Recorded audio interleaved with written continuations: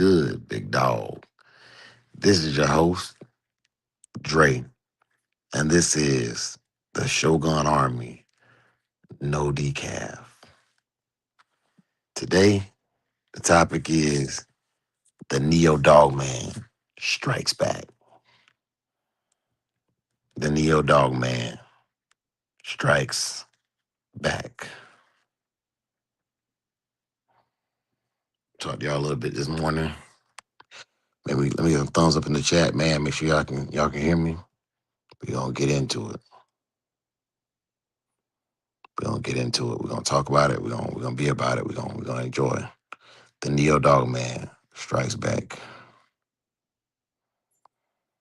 This episode is gonna cover the nepotism, the evil, the narcissism that comes with dog ownership, and point out some flaws in the logic of people who think they do things better than you do. Y'all enjoy this episode. I put a little thought into it. I was supposed to release it on Tuesday this week, but I forgot about it.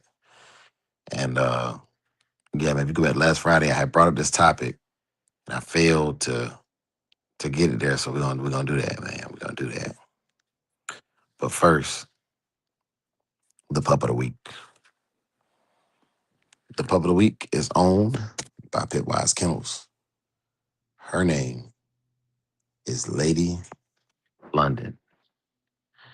Lady London is a fantastic animal, and we're honored to have her as our digital dog show dog. Excuse me, pup of the week. And you have Garner's Broly. Garner's Broly came out out of a list of 19 dogs. He was the number one choice of the people, winning our final Dog of the Week contest and solidifying himself as a digital dog show winner. Shout out to Garner's Bro. Early in the morning, early morning shout outs to Croc Boy Kennels. He said, salute. Tony says, salute, salute, and peace. And the legendary Heart Finish Kennels says, yo, yo, yo. Yes, sir. Appreciate y'all, brothers. Appreciate the sisters coming through. Y'all stay tuned for the Neo-Dogman strikes back. Upcoming shows are the Trapper Days show in Taylor, Arizona. It is the Howard Heinzel Memorial on May 23rd, 2026. May 30th, the APBT Fun Show in Aledo, Texas. No papers required. Check it out. And June 20th, 2026, the Pit Pool Indoor Weight Pool in Peoria, Arizona. Hashtag to all of these, be there. Be there. And enjoy today's show.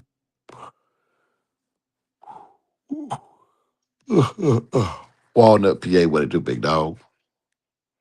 Skip. Skip. Bell. Welcome, brother. Today, y'all, I put a little bit of thought into this. Um, and I want to put a disclaimer on it before we even get into the show. We are not, with this topic, I am not insinuating that you call or get impotent people involved in the situation. I wanted to paint a hypothetical, and I want you to be able to use this hypothetical to educate people. The title of today's show is The Neo-Dogman Strike Back. Axel Foley 1128, welcome. He says, I'm looking for a real good red nose breeder. Uh, so I just want to say this. This is a perfect chat to find those people. But also over here, we prefer to communicate based upon the bloodline. And specifically, if you're looking for a red nosed dog, I would think it's old family red nose. And a lot of those breeders are very protective of the bloodline, which means that you want to come correct and make sure that you are asking the right questions to that breeder. All right. So make sure that you're asking the right questions to those breeders so that you can get the proper dog that you're looking for, and they can place the proper dog with you that's going to fit you and your life. Now, back to the title of the show, and y'all enjoy. Also, make sure y'all hit that like button. And if you're not subscribed, subscribe so we can enjoy more shows like this and let YouTube know that you like them.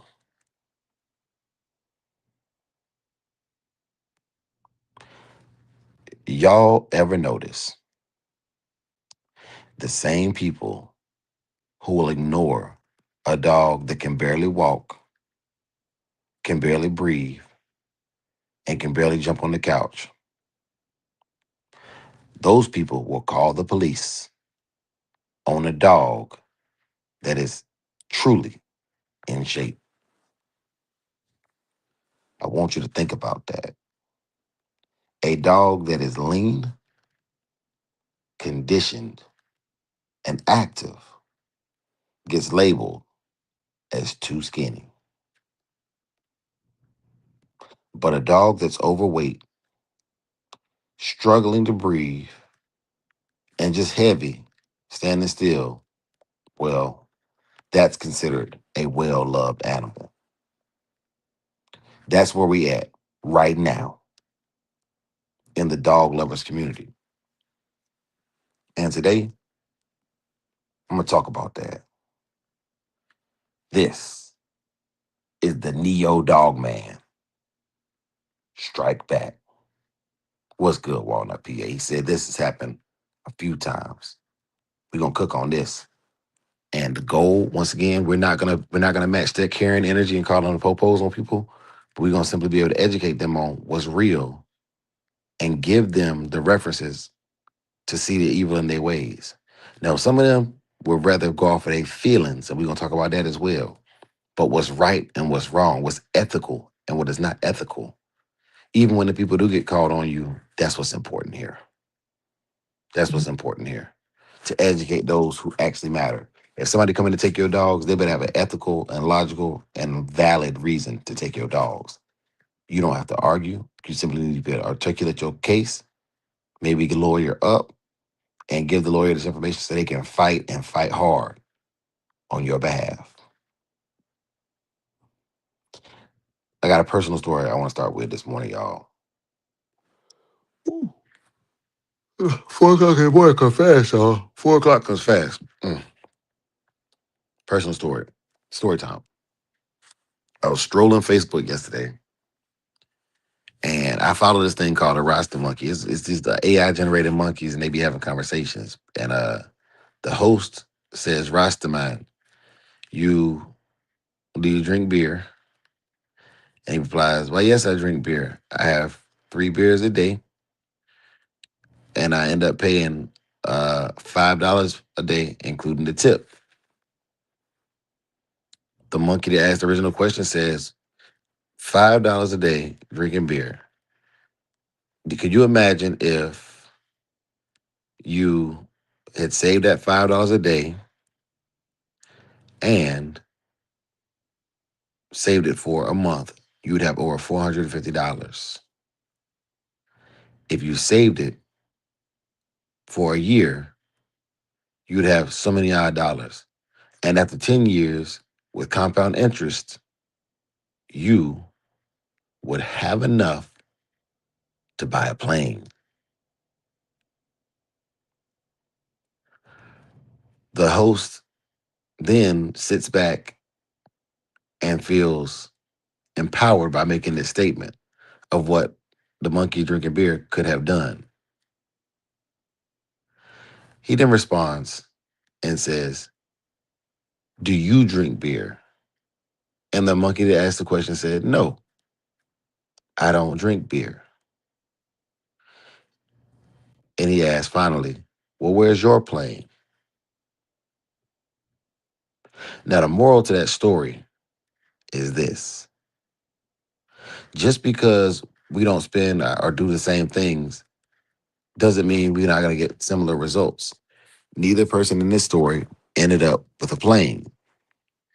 However, for today's lesson, the Neo-Dogman strikes back. We're talking about the care of our animals. One is not better than the other. They all leave room for growth, improvement, education, and consistency. Dixon Kuntz says, your storytelling sucks. I appreciate the feedback. The only thing I would ask is that you tell me how to improve it. You know a lot. I'm willing to learn. But are you wise enough to deliver information and feedback with remedy? The choice is yours. Anyways, let me paint a picture for y'all. You got your dogs outside. They're clean, they're worked, and they're fed on a program. They've got structure, they've got muscle, and some weirdo drives by, doesn't know anything about dogs, doesn't understand conditioning. And the first thing they say is those dogs are too skinny. The next thing you know, animal control is pulling up on you, not because your dogs were abused, but because the dog doesn't match their idea of what a dog should look like. That's the reality. And if you've been in dogs long enough, you either experienced it or you will. Appreciate that, Big C. Thank you.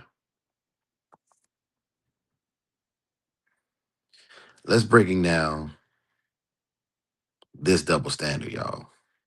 And it is a double standard. Let's really break it down. We have normalized unhealthy dogs. That's the truth. People are so used to seeing overweight dogs that when they see a dog actually working and conditioned, it looks wrong to them. But let's call it what it is. An overweight dog is not healthy. It's not cute. It's not just how he is. It's a problem. You're looking at joint stress, heart issues, reduced lifespan, and lack of mobility. Now, these people will spend hundreds and thousands of dollars to put sweaters and cutesy things on their dogs, but won't research if the sweaters can cause allergies in the dogs. Then they feed the most expensive dog food that they think is important, that actually is only a supplement. They don't know about adding carrots or pumpkin puree or sardines to the dog's food because kibble is only a supplement. They just feed the recommended scoops, which are going to make the dog overweight because the company's goal is to ensure that you keep coming back for more to purchase their kibble. These are the people I'm talking about. And nobody says anything to them because we don't want to deal with them.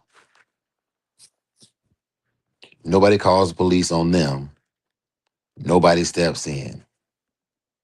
And why is that? It's because honestly, that's the most common dog owner you're going to run into. And people confuse common with correct. Quick, what's good, big dog? Big C, what it do? What condition really looks like? Now, this ain't to tell y'all what condition looks like. This is to articulate to somebody who is completely unaware and running their mouth about your dog that's in shape. Let's educate for a minute. A properly conditioned dog is lean, muscular, and functional. And the question I would ask anybody who is calling your dog out about being out of shape is, if they have a dog, what is the function of your dog? What movements is your dog supposed to be able to complete? And I think the funniest one is people who have either overweight chihuahuas or overweight feist or small earthing dogs that were supposed to be able to chase rats into holes. If your dog is too fat to go into a rat hole, your dog is not functional for what it was intended to do.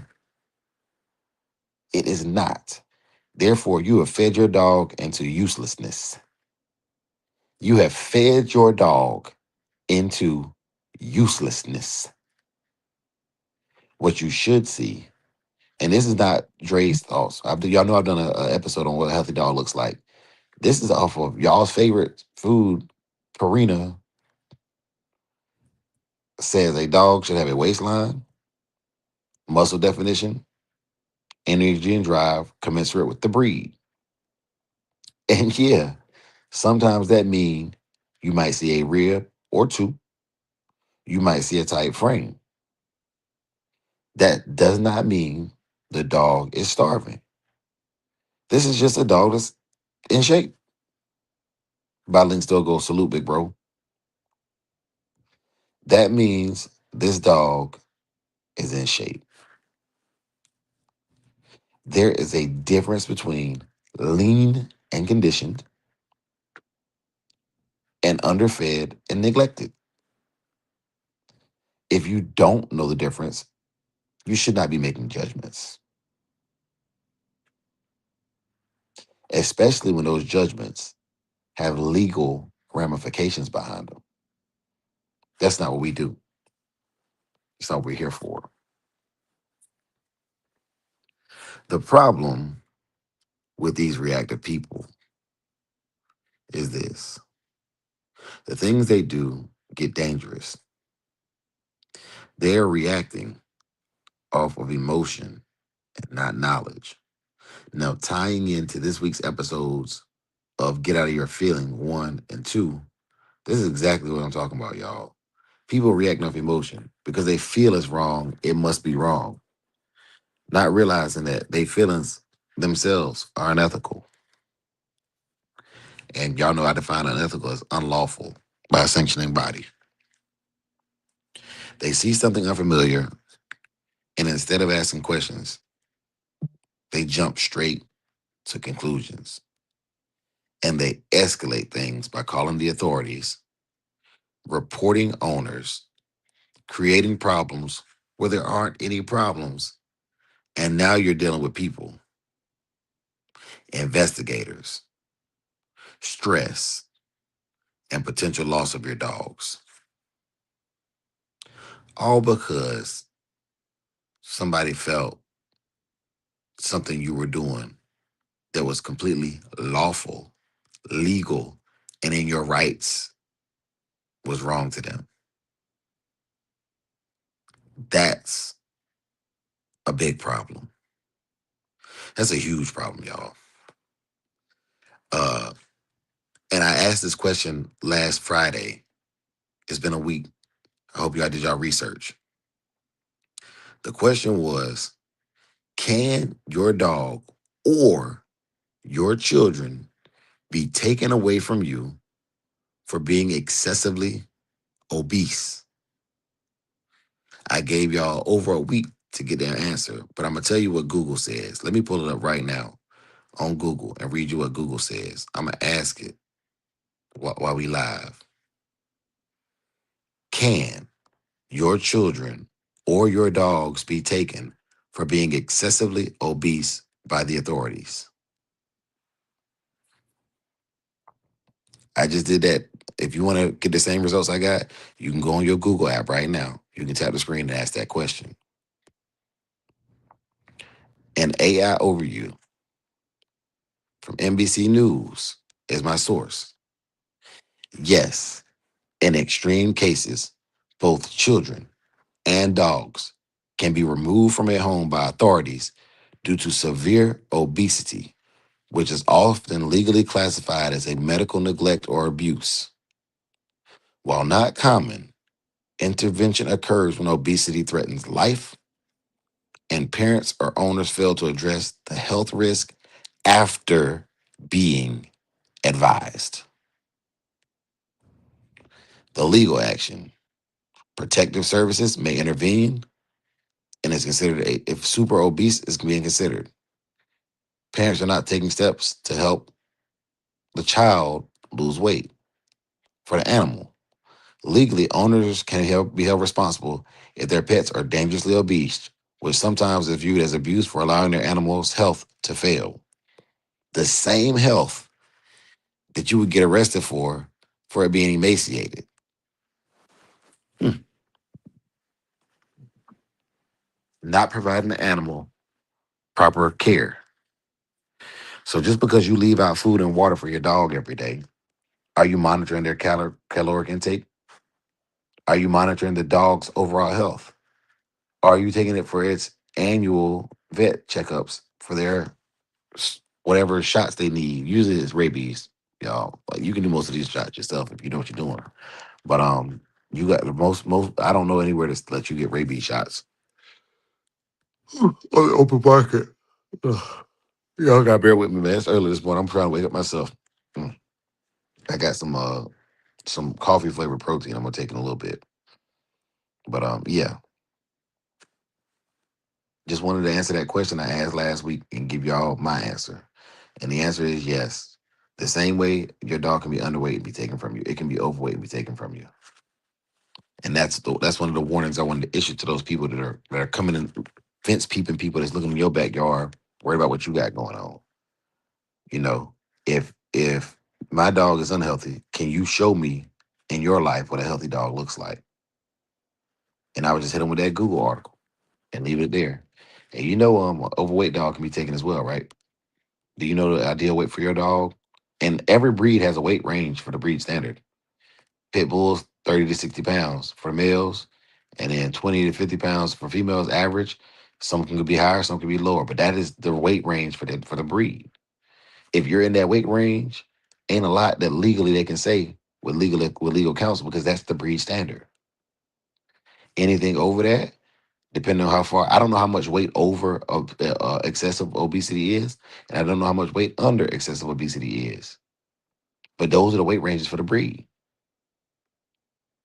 You look at Rottweilers, I think it's 60 to 100 for a male, and I think it's 50 to 80 for a female. But anyways, I'm not here to talk about other breeds. I'm here to talk about the logic behind it. Now, how can we strike back with that information? Because a lot of people hear that and think this means retaliation. And no, it does not. That is 100% not why I did this episode. This isn't about making false reports. This isn't about playing games. This is about accountability and standards. If people want to scrutinize dog ownership, then let's apply the standard fairly. Because obesity in dogs, that's not harmless. It ain't love. That's long term damage. So instead of sitting back and constantly having to defend your dogs, let's start asking better questions. Why one condition criticized and the other ignored? Who decides what healthy looks like?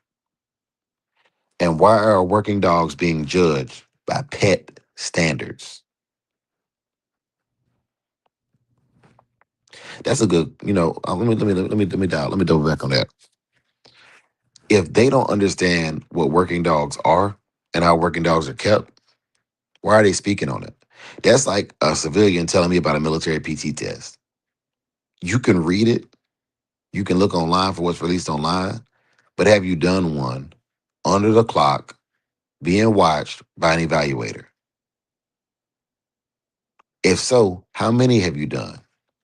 I've got at least 25 of them under my belt that were on the clock under an evaluator. At least I've evaluated thousands of recruits on the military PT standards. I think I have a right to speak on them. But those individuals talking about healthy dogs, what do they know about functionality? What do they know about standards? What do they know about worked and conditioned animals? Moving along. My people, Shogun Army, Neo-Dogman don't move emotionally. That's the difference. Anybody can get mad. Anybody can argue. Anybody can go back and forth online. But us, we the Neo-Dogmen. We document our dogs. We learn their behaviors. We build systems to match to their behaviors. And we know what we feed, how our dogs perform, and what their condition looks like. When somebody questions my dog, I'm not guessing. I'm not defensive. I'm grounded in knowledge. And I hope you are too, brothers and sisters. Let's talk about how to protect yourself in this situation. Let's get practical. If you're in this space, you need to move smart because people are watching you. So, what are you doing? I hope you're keeping your yard clean. You're keeping your dogs healthy, vaccinated, and documented. I need you researching your local laws and keeping any records if necessary and needed. Most importantly, you don't let outside opinions shake your program. Because if you know what you're doing, you can stand on that.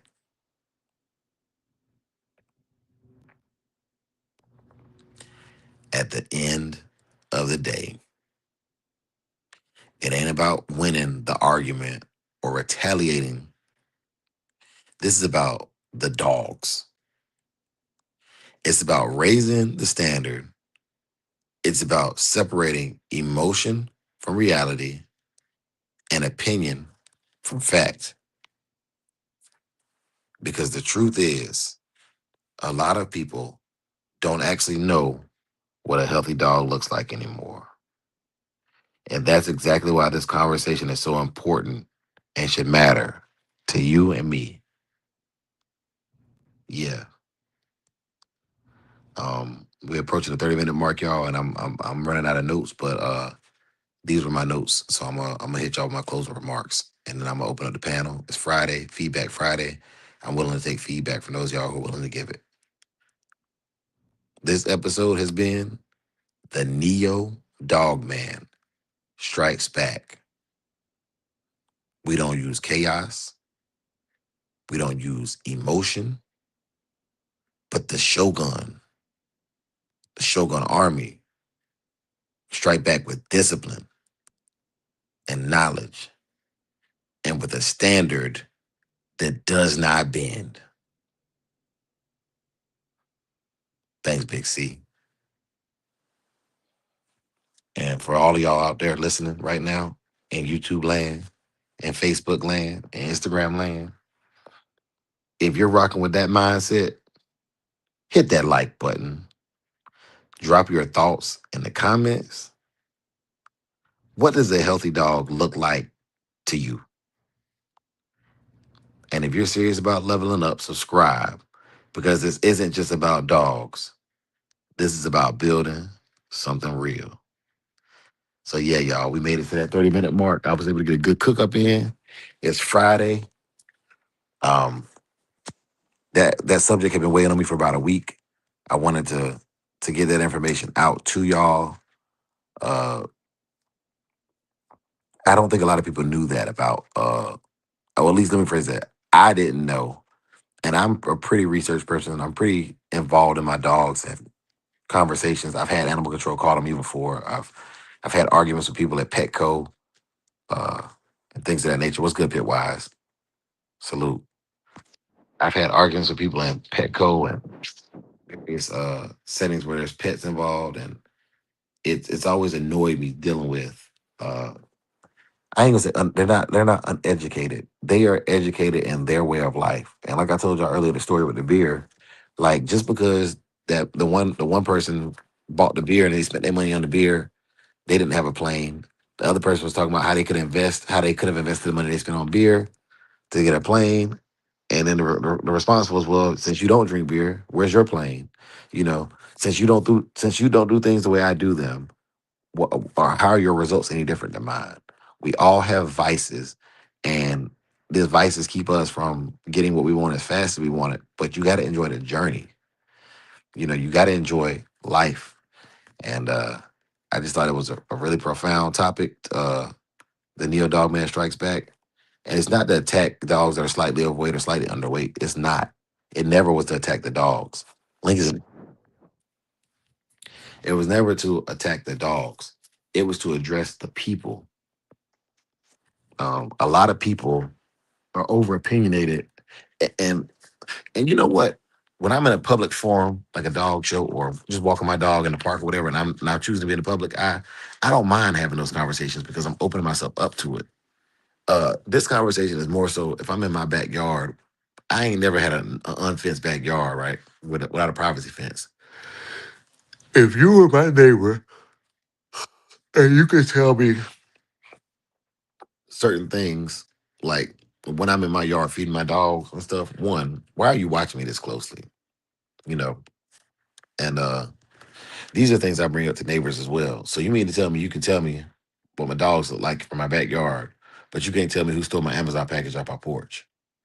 That's the kind of neighbors I'm talking about. Those are the kinds of people I'm talking about. Like they're not there to improve the community because it's not balanced.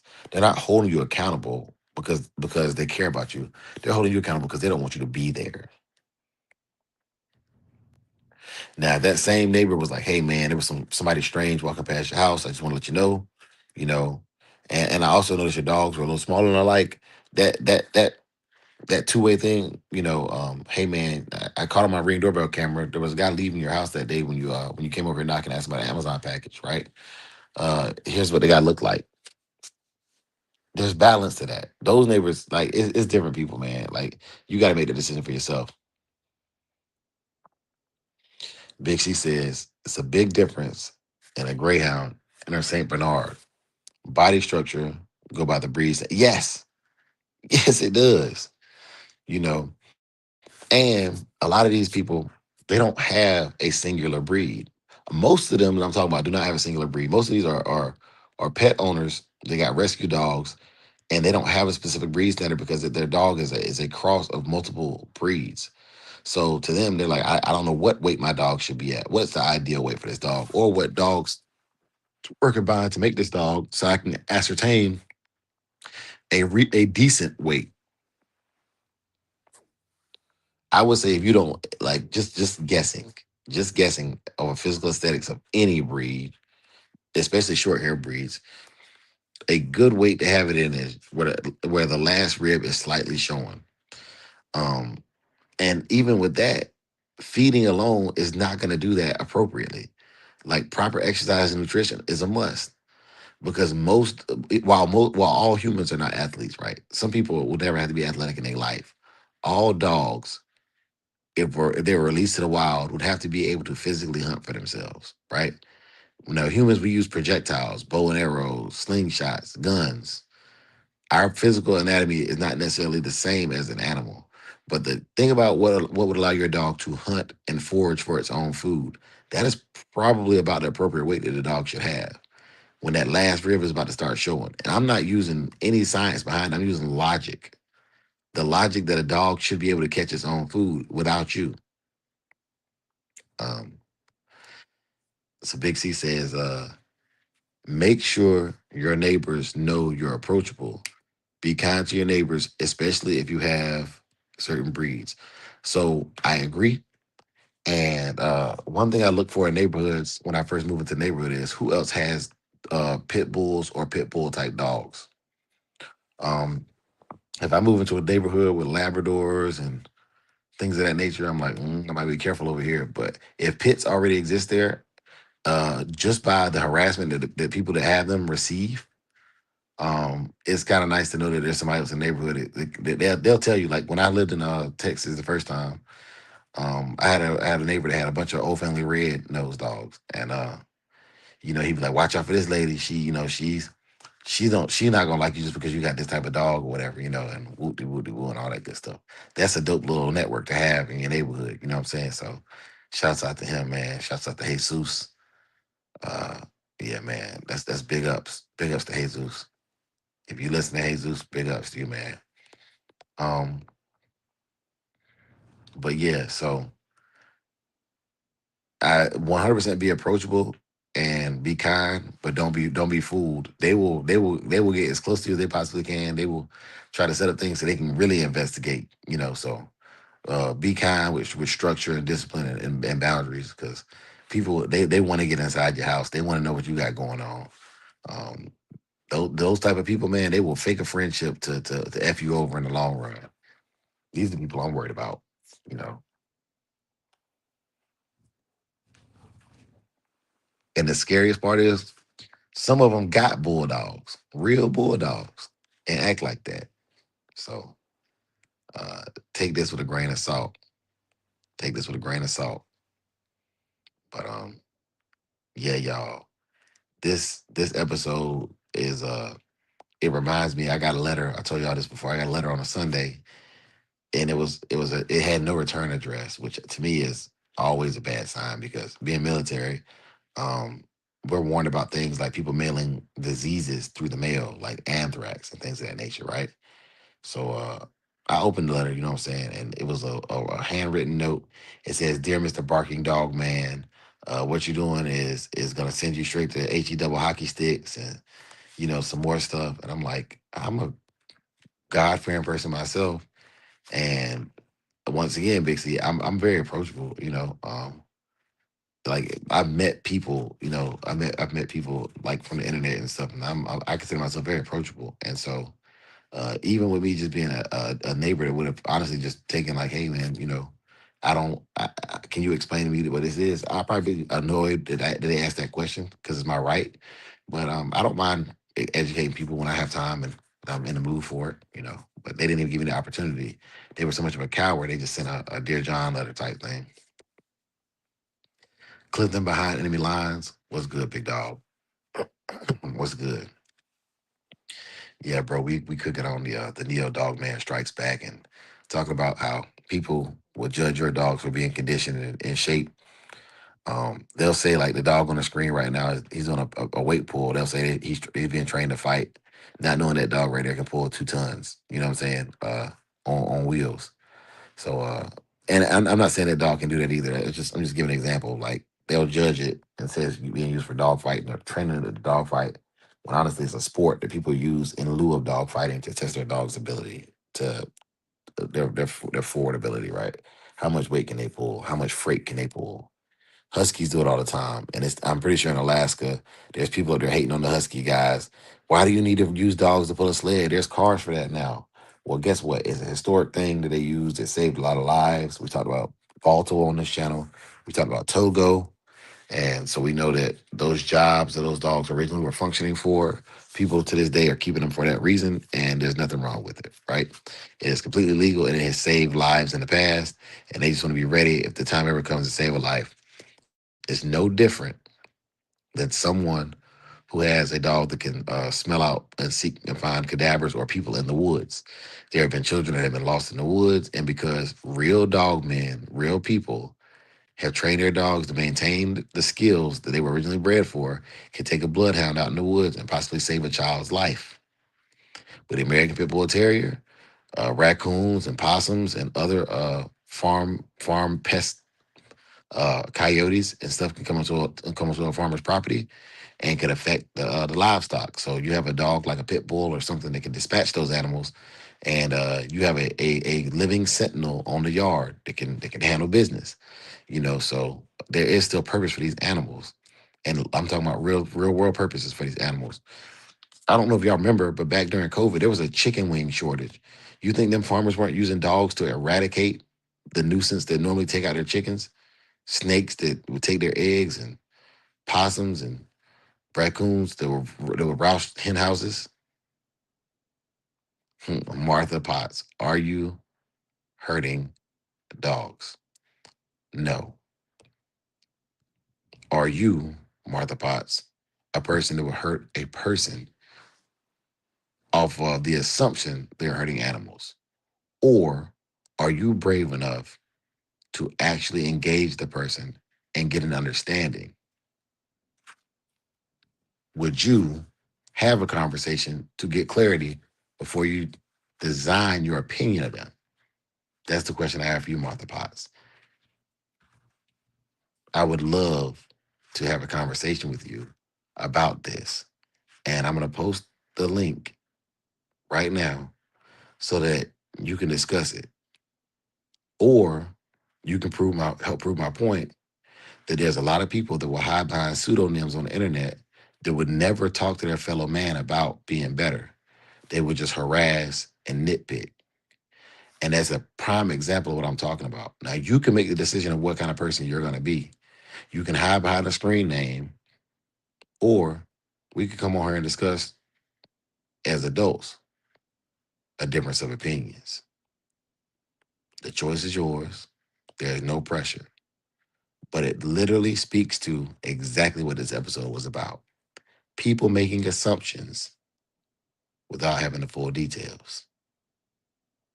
I appreciate your example because no matter what you do, you will have reinforced the purpose of today's lesson. Thank you.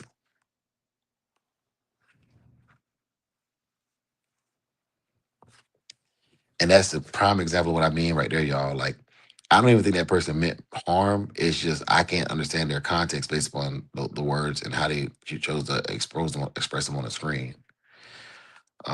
But it is a touchy topic. People are gonna feel how they feel about it, and you're gonna have people that go and come and say what they want to say and think that it's okay, and it is. We have freedom of right, freedom of speech, freedom of the press, freedom of assembly. So shouts out to anybody who comes through with a difference of opinion. I would love to communicate those opinions and make sure that those people can uh, be heard so that we can either hear the logic or the emotion from their point of view, you know, from their point of view. I love open debates too. I genuinely do.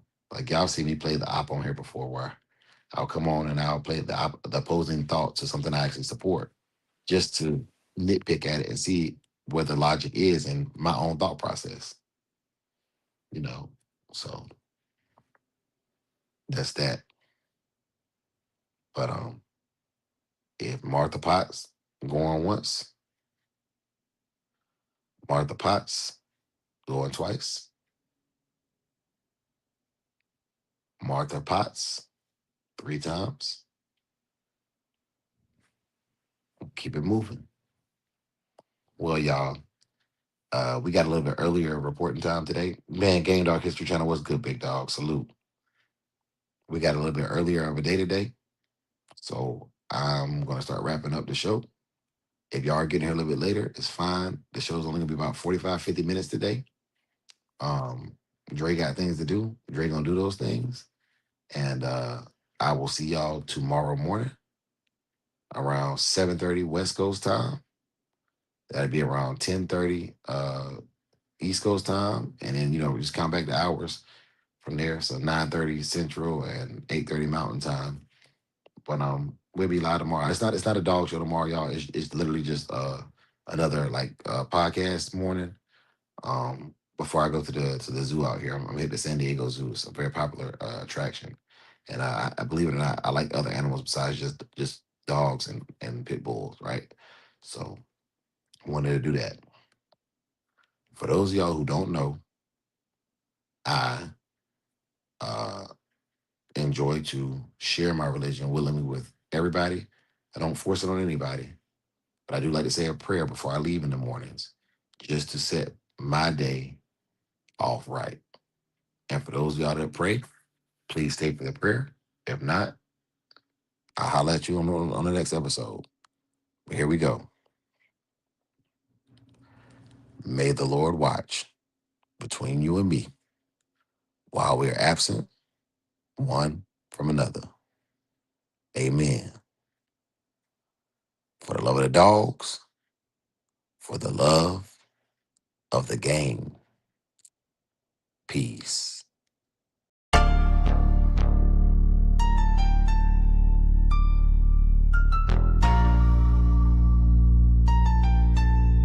Yeah, they wasn't with me when it wasn't no shine. Now they pop up like, bro, we aligned.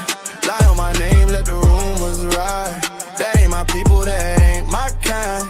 Samurai cannon, who we built off cold. You either solid or you fold. If you ain't speak when my name got dragged, don't say my name when I get that bad. Yeah, they was cool when the door stayed open. Soon as it closed, they started joking. Smiling at pics, talking behind back. Same one tricking off the contacts. Use my name for their little clout runs. Then play dumb when the truth come. Spread fake stories, half-ass facts. Now it's quiet when I double back. I don't argue, I let time talk. Same dudes broke while I still walk. Same lane, same code, no disguise. You showed your hand, I read them lies. They wasn't with me when it wasn't no shine. Now they pop up like, bro,